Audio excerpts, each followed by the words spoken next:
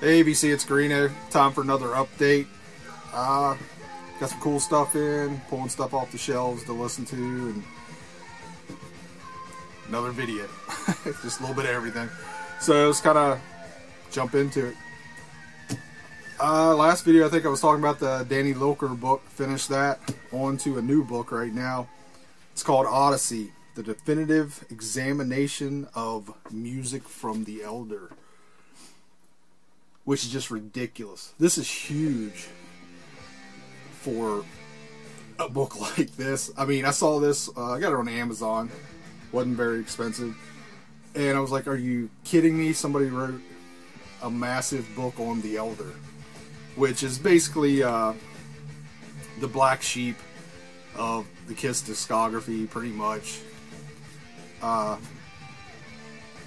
You either hate it or barely tolerate it. I think most people. It's actually an album that I hated when it first came out, but I've grown to like over the years, and I don't know what it is. Probably about 10 years ago, I kind of started listening to it occasionally.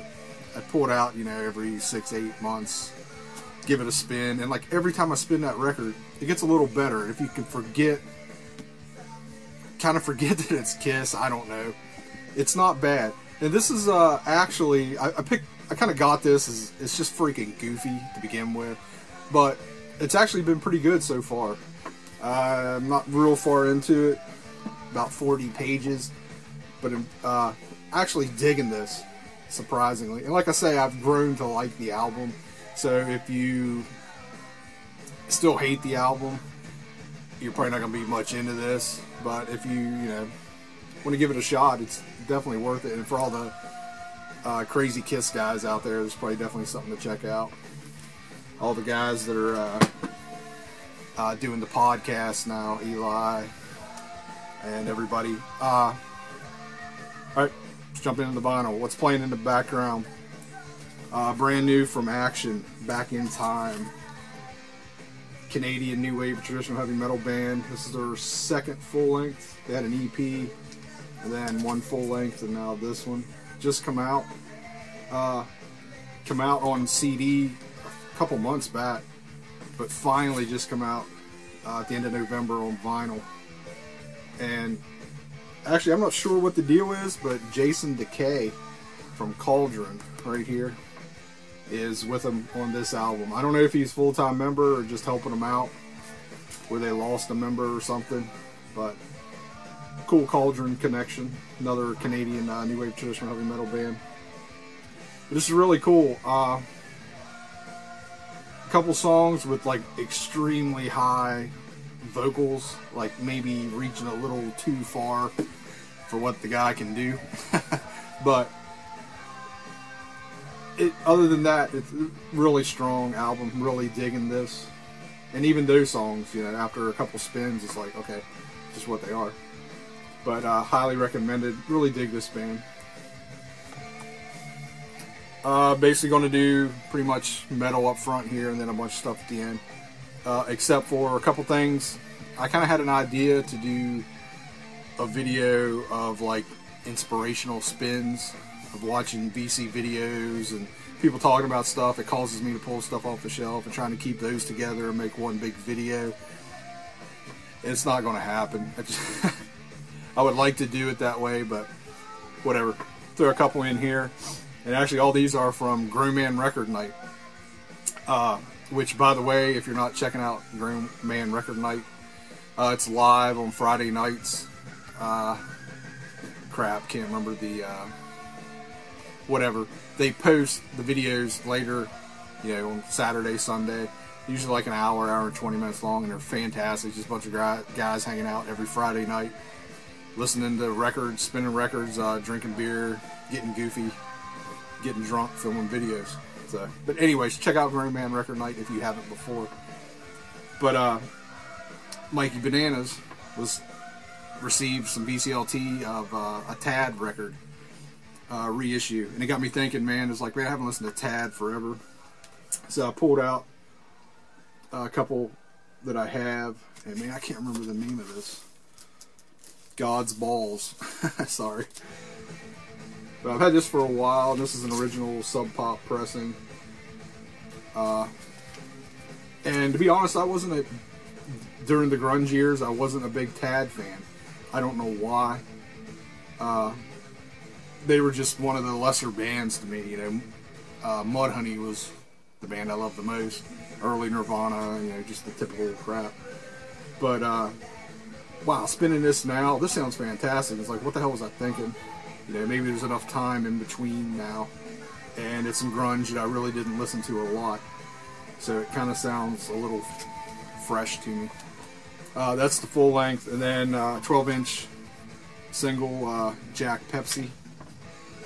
Crazy cover. And this is also on Sub Pop. I had this one for a while too. But totally inspired to spin that because of Mikey Bananas. And also this one, Rolling Stones Black and Blue. I haven't spun this forever. And one of the guys, I think it was Mikey Bananas, picked up a copy. And he's kind of coming around to the Rolling Stones. And I kind of did that. I wasn't a big fan of the Beatles or the Stones growing up.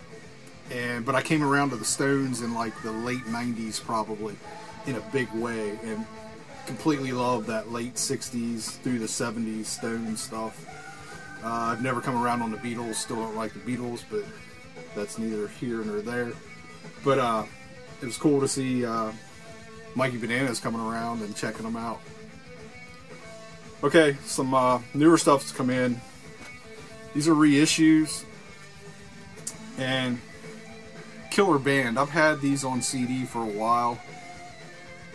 Yeah, they're not even bootlegs. I think they were reissued on CD years ago. But they were cool, and I remember digging it, but I didn't get as much into it as I am now with the vinyl reissues. And that's Titan Force. Wow, what a killer band. These guys were out of Colorado. This is the debut, and both these are on High Roller, and they really did a fantastic job with these reissues. Here's the label, back cover. Sound fantastic. This band has Harry the Tyrant Conklin, which was the singer for Jag Panzer. So after he left Jag Panzer, he basically joined Titan Force. I think they were kind of going before him, and then he kind of jumped in. I don't think it's something that he put together. I think they were already kind of a band before him. But I don't think they had any releases before he joined. But really cool, man. If you dig early Queensryche, you know, The Warning, you know, the first couple releases, this is right in there.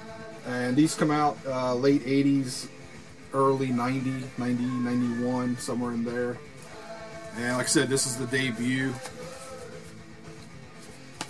And also picked up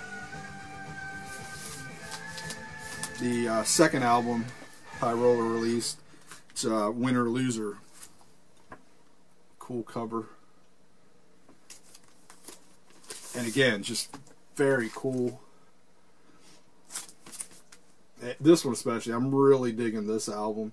And I don't know what it is. Like I said, I've had these on CDs for a while. And I don't remember them really like blowing my head off when I listened to them back when I got them on CD. Maybe I just didn't give them, you know, didn't pay close enough attention. But I am completely loving these. If you can track them down, highly recommended.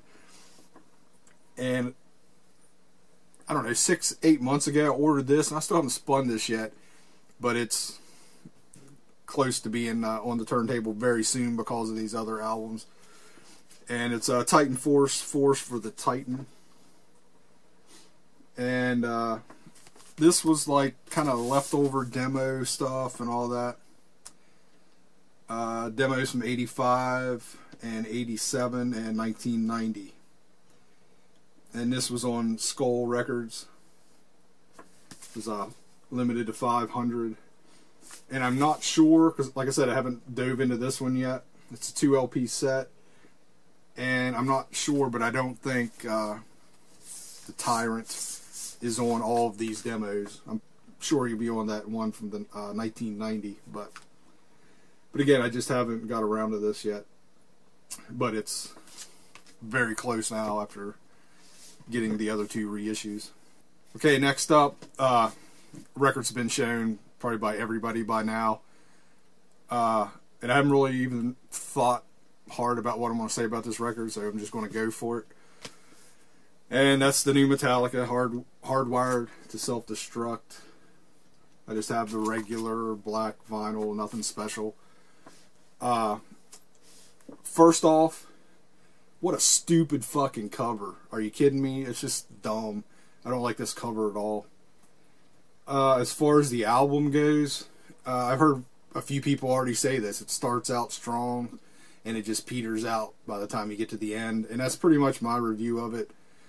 I really like the 3 tracks that I heard before I picked it up, which I can't remember the titles now. What do we have? Hardwired, Atlas Rise, and I can't remember the third one. Moth into the Flame or something like that. Very cool tracks. And those are early on the album. And like I said, they're pretty cool, and it just kind of, I don't know what it is, it just kind of peters out after that.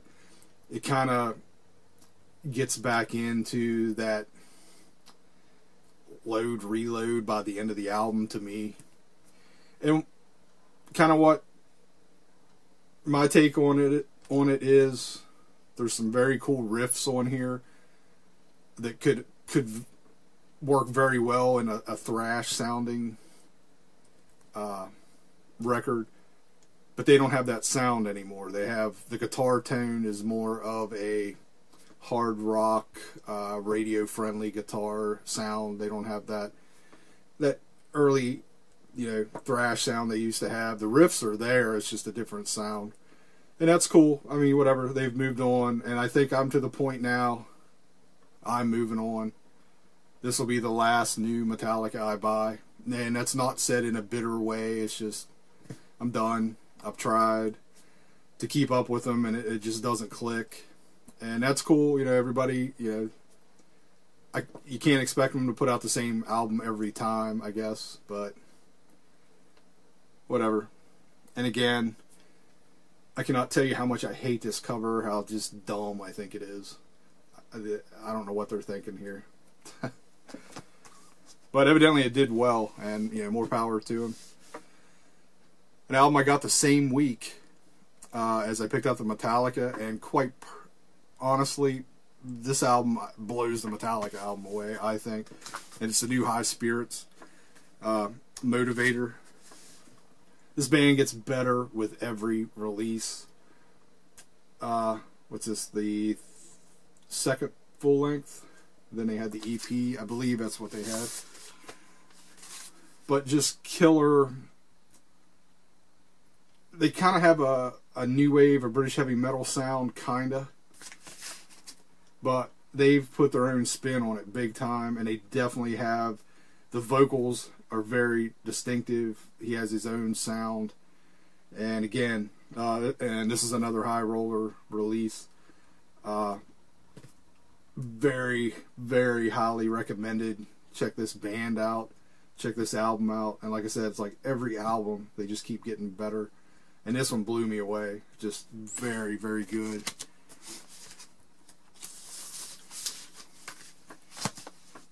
Grab this. Can't remember. I found it online somewhere. Thor, Thunderstrike. And I haven't really researched this album. I'm not sure exactly what all is on here, except that it's older recordings and it's kind of all over the place. If you've checked out Thor, you'll know the early stuff is just kind of rock, and he kind of got more into that epic metal in the 80s. And there's a little bit of both on here. And again, I think it's just older recordings. I've only spun this once, and I haven't got a chance to get back to it or research it any. And I think there may have been a second one, like Thunderstrike 2. But I'll have to check them out. Probably should have waited to show that one. But it's Thor. I wanted to grab it. I've been in a Thor mood lately. I don't know why. Reissue of this. I've been picking up any of the reissues I can find that are popping up of Venom. This is a reissue of Possessed. Killer record. And I've said it before, I wasn't a big Venom fan as a kid. I grew into him later. And I've really grown into him. It's like they write, some of the choruses are so over the top and big and ridiculous. It's great. And this has some bonus stuff on it. It's 2 LP set with a remix of Possessed and then some live stuff.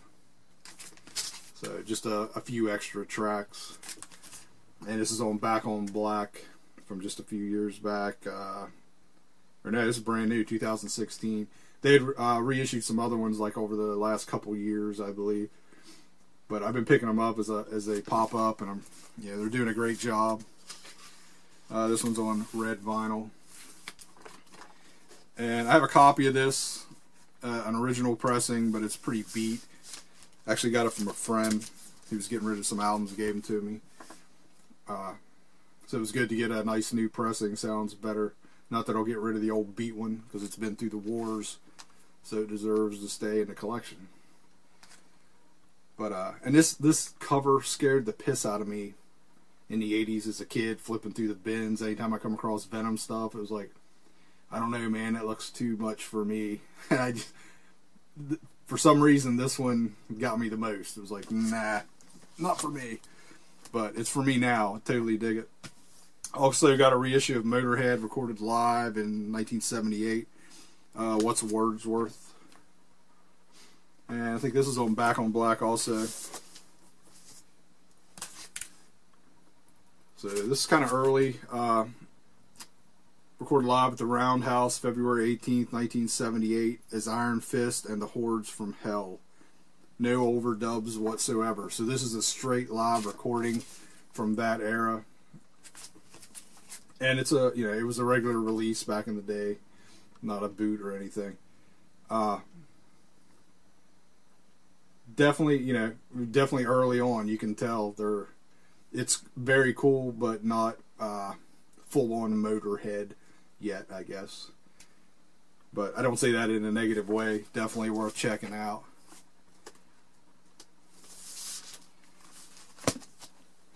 Next, I've been picking these up as I find them cheap when they first come out, and I think I've shown a few. And I've got all the stuff, all the releases from the 70s now, and I'm just occasionally picking up 80s stuff. But, what were they, like $35 when they first come out? $35 each. And now you can, if you watch, you can find them for like 18 or so. So I've been grabbing some of the Kiss reissues. And, of course, this is Lick It Up. Not much to say here, other than these reissues, I was totally on the fence about getting them. And I think originally the first one I got was the debut, Kiss. And it freaking blew me away how good it was. And every one I've gotten has been fantastic. They did an amazing job on these Kiss reissues. And man, they wanted premium prices for them, and I wasn't about to pay that. And like I said, I've just waited, and they'll pop up even on Amazon. You'll find them occasionally. They'll drop down to $18 and they get back up to $25. They seem to hover around 22 or something now. But I just keep an eye on them. When they drop down, I'll grab one that I need. And like I say, I'm working on the 80s releases now. Next, Iron Man, Generation Void. This was a 90s band. Basically a Sabbath worship kind of band that doomy. And again, I don't say that in a bad way, the Sabbath worship. They were just, in that vein. But very cool. Basically revolves around the guitar player, Alan Morris III, the gentleman here. And this is on Shadow Kingdom. I think they reissued it 2014. But again, it's 90s. I can't remember exactly what year, mid or late 90s probably. And this is a band I'm late to. I think I can't remember which album it was. I picked up on CD, and that kind of got me going, checking out some of their stuff. And this is on like a clear splatter. Yay. Next, Damascus. And another high roller reissue, or high roller release of some new wave of British heavy metal. These guys basically had a single, or like a 12-inch single. I think it had 3 or 4 tracks on it. And high roller, this is actually the insert, the like a little book comes with it. But a high roller tracked down more recordings from that era and put a full length together. I think there's 9 tracks on here total. Yep. Here's the actual back. And very cool. Just, it's on that hard rock, new wave of British heavy metal kind of side, which is a bit odd because most of this stuff was recorded at 84, 85, around that era.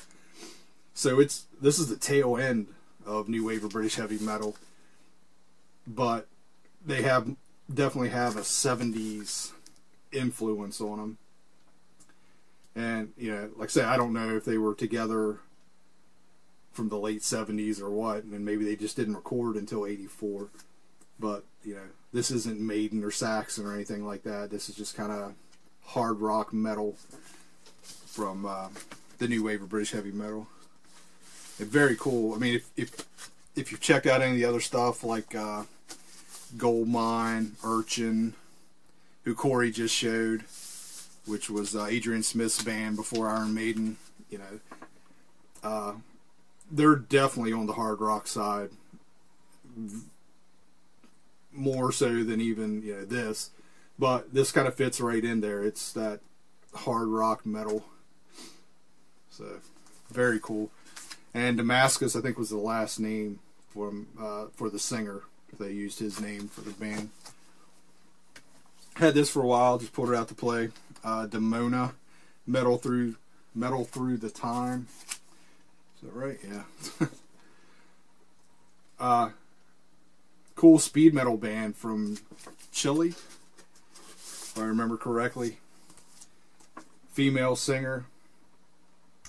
And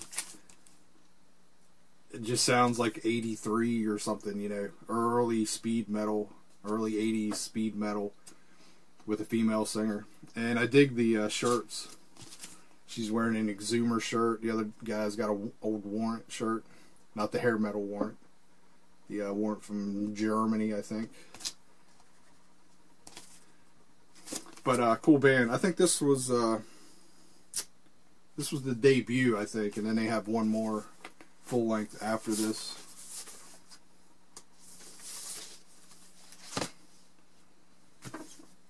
This is a bootleg I picked up probably over the summer and finally spun it. It's Destructor. Cleveland Was Made for Metal. And this come out on Outlaw Records out of Tennessee. And it's full on, just a white jacket, you know, full on bootleg white jacket with a picture kind of glued onto it. And I found it pretty cheap. It's just white on the back, nothing on there. And I like Destructor, so I picked it up. Red vinyl. And I wasn't expecting much out of this at all, if anything, because, you know, it's Cleveland, Ohio, October 20th, 1984. Second pressing, edition of 200. So evidently they sold out of first pressing. But again, I wasn't expecting much out of this when I picked it up. Grabbed it cheap. I think I paid like $12 for it. And it's freaking great. I didn't think the quality would be that good, but I don't know. It's either direct out of the soundboard or maybe something that was broadcast on the radio. I actually had a friend that went to college in Cleveland about this time, 84, 5, 6, right around in there. And he'd always come home. They had a hell of a scene there, evidently, with the metal bands and all that. And he'd always come home with all this crazy shit, you know, during vacations and all. But anyways, I could see this being broadcast on a local radio station or something, because this sounds really good, very listenable, and very fun. You know, lots of cool banter in between songs, and, you know, just about metal and all this shit. It's it was a hell of a listen. Definitely worth tracking down. I can't imagine it's pricey or anything like that. So, but if you dig Destructor, check that out. I mentioned it to Aaron, Metal Theologian, and he was like, wow, I've never seen that. And I hadn't seen it before, like I said, until I picked it up there in the summer. And it was definitely an on-the-fence kind of purchase. And if it hadn't have been so cheap, I probably would have passed on it. But I'm glad I did grab it. Just kind of pulled this out to spin. Metal Massacre Volume 3. Everybody knows the deal with the Metal Massacre compilations from Metal Blade. Just tons of early 80s underground metal. And the last one in this pile, just got these in. I'm only going to show one, but I got the first 3 that they've done so far. And that's the Black Sabbath reissues, the 2 LP sets. And here's the debut. They all come with a bonus LP. Basically leftover stuff, you know, studio outtakes, instrumental. And I haven't listened to the other 2, Paranoid and Master of Reality yet. But the bonus on this one sounds fantastic. I mean, it's just studio recordings. They're a touch different. I'm not really one to sit down and completely examine them and what's different from the original and blah, blah, blah. They just sound good. And they're not that different, to be quite honest. But very cool. And it's Sabbath. You know, I wanted to get these, and man, I'm thinking they were 30 or 35 bucks. Maybe even 40. I can't remember. They were expensive as hell when they first come out. So I totally just passed on it. I was like, nah, not going to happen. But one of the places I order from sent me a coupon for like 20 or 25 bucks. And they had these for right around 25, 24, 25, somewhere around in there. So basically I ordered 3 and got 1 free. So I went ahead and did that. So glad I waited. Happy to have them. And hopefully they'll do more. I think the camera just shut off, so I don't know what I missed here. But again, what I was getting ready to say is I wish they would just put like a live show from the era from each record. The bonus stuff is very cool, very listenable, but you know, how many different versions do you need of certain songs and all that? Me personally, not many. But again, I was a geek, broke down and bought them, so they got me. But they sound great, or this one does. I haven't got to the other 2 yet, so you'll see those. I'll be showing those eventually as I get to them. So let me grab another stack here. Okay, I got a stack of non-metal stuff, a little bit of everything. So we got Hazel Dickens, hard-hitting songs for hard-hitting people. Actually, I had heard her name. She's like a legend in the West Virginia country scene. But I never checked her out. And I was at a friend's house and he was playing this for me. She like moved to Virginia and was, I think, kind of based out of Virginia, but yeah, was a native of West Virginia. This is on Rounder. And he was playing some tracks for me and I really dug it. Very kind of stripped down, old school, up in the mountains country. Very cool. And this is from 1980, somewhere around in there. Late 70s, early 80s. There's a song on here called Busted. If you want to check her out, pull up Busted. Fantastic song. And then her other one was West Virginia, My Home. Yeah, people have covered that. She died just a few years back, like maybe 5-6 years ago. But very cool stuff. If you dig, you know, like I said, the old school, old timey country. Yeah. And she was doing it in the 70s. And basically did it all of her life. Next, I grabbed this because Brother George showed it. I didn't know Deadbeat Records had it. And he had showed a CD, and I think, yeah, he showed a CD, and I checked them out. But I couldn't find anything anywhere. And then they got these Japanese pressings in of The Cry. I didn't know anything about them until George showed or showed what he had picked up and talked about them. Very cool. It's newer stuff. 2011 is when this come out, and I think this is a reissue, whatever, Japanese issue, so it might not be the exact same year it came out, but power poppy, garage rock, just a mixture of the two. Very good, man. Thanks for showing this, George. I definitely picked it up totally because you showed it, and I'm really digging it. CDs are kind of out there floating around by these dudes, but vinyl is hard to find. So I was definitely happy to grab that. It was, very inexpensive. While grabbing that, I also grabbed this at the same time. It's the Pez Band, Women in Politics, and this is later recordings. I have all the stuff from the Pez Band, who was a 70s power pop kind of a band, kind of not as energetic as the Knack, but kind of in that vein. But this is later, you're going into the 80s here, and it's kind of like they're almost done, and these recordings, I think, was their last grasp at, trying to do something.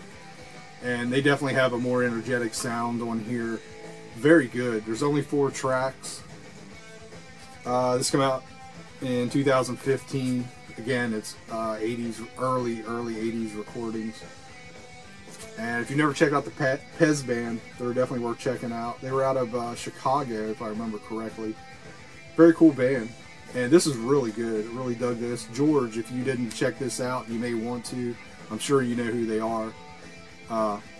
Definitely worth checking out. I can't remember how much this was. It wasn't much, like 10, 11 bucks. And totally worth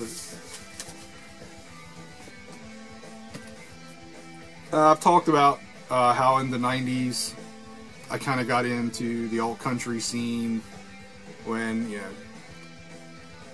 metal kind of changed and grunge went top 40 and all that. I kind of dove into the alt country stuff.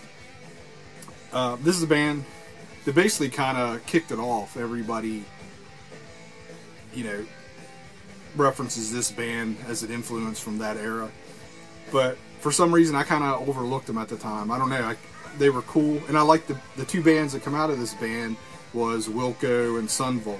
Huge bands, and I dug those bands, but I didn't dig Uncle Tupelo. But I've since changed, and I really dig them, and I'm going back and picking up some of their stuff. And this is No Depression.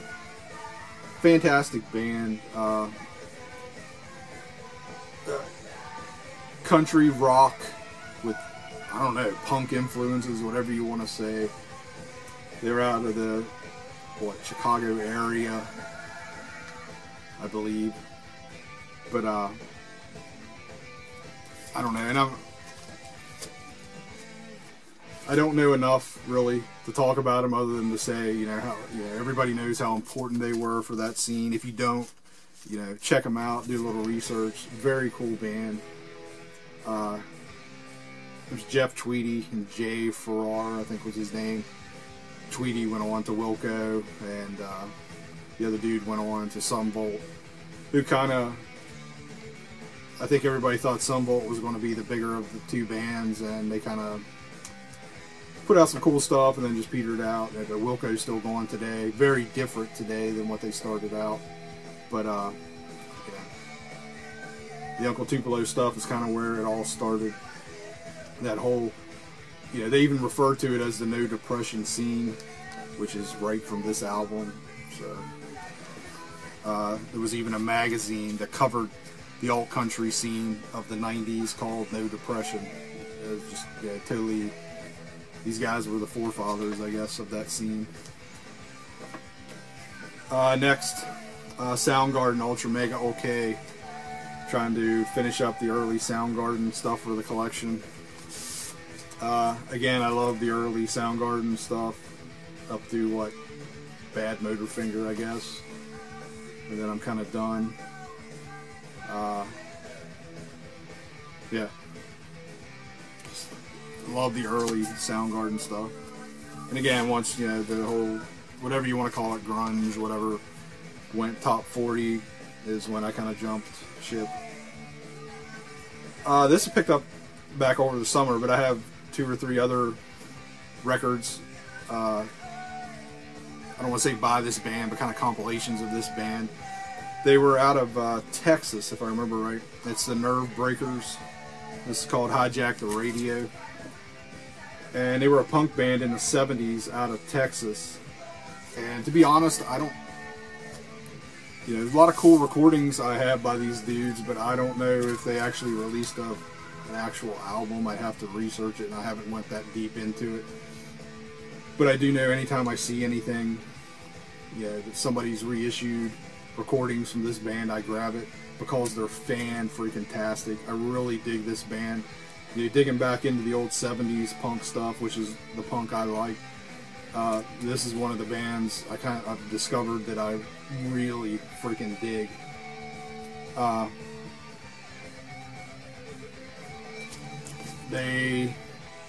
It's at 70s punk, but it still has that, you know, the hooks, the melody and all that. It's very cool, very much worth checking out. You know, if you dig that, the typical, the Ramones and Sex Pistols, not that these guys sound like that. They kind of remind me of Rubber City Rebels, that kind of punk, if you're familiar with them. So, very much worth checking out. Oh no, and I see the next one, and man, I knew nothing about this album other than I really freaking dug it. I found it probably over the summer at the little hippie shop or whatever that I go to up in Pennsylvania. And he kind of turned me on to this. That's McChurch Sound Room, Delusion.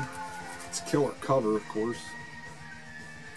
But, God, are they German? I can't remember now. But this is some killer 70s rock and stuff, man. I don't want to say full-on hard rock. It's not that. But that's in there. It's a little proggy. This is very good. Corey, if you're still sticking around watching this long ass video, give this a shot. Check it out. I really dug this, man. And again, I don't know anything about it. I need to research them, but I probably won't. I'm just happy liking this record. I've talked about that little shop I go to. The guy kind of turns me on. He knows I'm an 80s metalhead in there, and as soon as I walk in, get any metal in? He's always like, no, it's out of here the day I get it. But he knows I'm interested in harder stuff from the 70s, and he's always turning me on to something. And he just got this reissue in, and he definitely turned me on to something here. This is very cool. I don't know, it may even be krautrock for all I know. But it's very much worth checking out. Next up, I believe their second album from Electric Citizen. I actually went out on Black Friday, Record Store Day, whatever. I never do that, not into it. Nothing against it, just not into it. But I went out because I was looking for the Maiden reissue, Brave New World. Didn't find it anywhere, sold out. I even got to a very small local shop like 15 minutes before they opened, and it was like 5th in line. They got one. The first dude that walked in bought it, and so whatever. I have an original of it, but I wanted to get the Record Store Day one because it's black vinyl. Yeah, the original is a picture disc, but I'm sure they're going to just put it out as a regular pressing. I don't think the Record Store Day was numbered or anything special. And Maiden's not going to miss out on making some money. They like to reissue their stuff, so it'll come out eventually. But while I was in there, I did grab a couple things. This being one. It's not a Record Store Day release or anything, but it's the new one from Electric Citizen. Damn, I can't remember the name. Higher Time is the name of the album. I have the album before this, which I think is their first one. Again, I don't know a lot about this band. It's on Riding Easy Records, so it's kind of one of those heavy 70s influenced, kind of a little psychedelic, I guess you could say. Cool band. I dug the other album a lot more than this one. Not that this one's bad, but it just didn't do much for me overall. I don't see me spinning it a lot more, and kind of bought this one without checking any of it out just because I was in the store. But if they put out another release, I'll definitely check it out beforehand. But again, the album before this one I really dug. I can't remember the name of it now, but yeah, it's a band worth keeping an eye on, see what their next release is like. And that came on orange vinyl. Nothing's on black anymore, evidently. I did get 2 Black Friday releases, and the other one I don't have in the stack here, which was the Alice in Chains Live. I went ahead and grabbed that. And also grabbed this one, the Ramones Live at the Roxy, August 12th, 1976. Early live Ramones show. Sounds good, you know, nicely done. And I think this one was numbered, just very limited to 10,000. This is number 707, but don't tell anybody. Either way, you know, cool Ramones record, live show. I've been picking up live Ramones boots as I come across them here the last few years, so yeah, this is kind of an official boot, I guess you could say. Sounds good. Also, while out on Record Store Day, Black Friday, whatever the hell it is, they do the 20% off, so I dug through some of the bins and pulled out, you know, just some cheap stuff. Most of the stuff ends up being like less than $2 or less than $1. This is the Crusaders, the Second Crusade. This is freaking great, man. Kind of like a soul, touch of jazz, maybe, whatever. Knew nothing about these dudes. I've heard that name before, but I don't think I have anything by them. So again, it was used, cheap. Actually, this is a double, so it was $4, so whatever that is, like $3.20 what this ended up costing me. It's on Blue Thumb. It's in vinyl's in great shape. Cover's got a little bit of crap on it here and there, but I really dug this. I kind of want to check out more of their stuff. And I think I've showed you some before, but I got a thing for truck driving music, or trucker country from the 70s. So I always pick up any of that I come across when it's very cheap. And this ended up being 80 cents. It's Dave Dudley, Truck Driving Son of a Gun. It's pretty good. It's not the best one I've come across, but there's definitely some cool stuff on here. There's 2 6-packs away, that's a great one. That's probably the best song on here. Truck Driving Son of a Gun, Just a Few More Miles, Operator X, I Got Lost, Wreck of the Old Slow Binder, Jackknife, Truck Driver's Waltz, Speed Traps, Way Stations, and Detour Signs. Just total trucker country stuff from the 70s. And I don't know what it is. I like that crap. But I don't know. I probably have like 10 or 12, maybe 15 goofy albums like this. I just pick them up whenever I see them. Majorly cheap. And this was it's a newer release on Light in the Attic, but it was, you know, in the used bin or whatever. Probably, I don't know what I ended up paying for this, like $8 or something. It's Robbie Hill's Family Affair. Excuse me. Unreleased LA Sessions.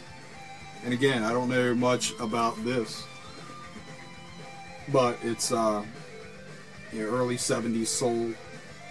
And I've been kind of picking, you know, looking for soul funk kind of stuff from that era, and I'll pick it up when I find it cheap. That's basically why I picked up that Crusader and really dug it, and ended up digging most of this. There's a little bit of just kind of, you know, leftover crap kind of thrown on here, or something that, or some that really aren't the greatest, but the majority of this album is very cool. Just that funky soul kind of stuff.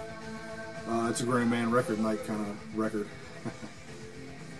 But again, I know hardly anything. I know about as much about soul as I do jazz, but I'm dipping my toe into it, and you know, some stuff I really dig, some stuff's like so. This one, yeah, definitely dug. And again, I don't know much about it other than what I read on there.